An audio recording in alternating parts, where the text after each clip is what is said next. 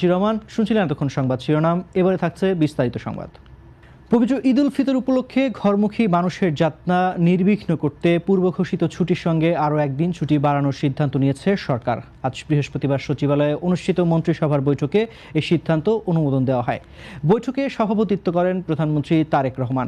সরকারি ছুটির তালিকা অনুযায়ী চলতি বছরের 21 মার্চ ঈদ উল ফিতরের দিন সাধারণ ছুটি নির্ধারিত রয়েছে। এছাড়া ঈদের আগে 19 ও 20 মার্চ এবং ঈদের পরে 22 ও 23 মার্চ নির্বাহী আদেশে আরও 4 দিন ছুটি রাখা হয়েছে। এর সঙ্গে 17 মার্চ পবিত্র শবে কদর উপলক্ষে সরকারি ছুটি রয়েছে। নতুন সিদ্ধান্ত অনুযায়ী 18 মার্চ ও অতিরিক্ত ছুটি ঘোষণা করেছে মন্ত্রিপরিষদ। ফলে শবে কদরের ছুটি থেকে শুরু করে ঈদ উল ফিতরের পরের ছুটি মিলিয়ে সরকারি কর্মকর্তা কর্মচারীরা টানা 7 দিনের ছুটি উপভোগ করবেন। সরকারের আশা, দীর্ঘ এ ছুটির ফলে ঈদে ঘরমুখী মানুষের যাতায়াত সহজ হবে এবং সড়ক ও যানবাহনের উপর চাপ কিছুটা কমবে। দেশের বিদ্যুৎ সাশ্রয়ে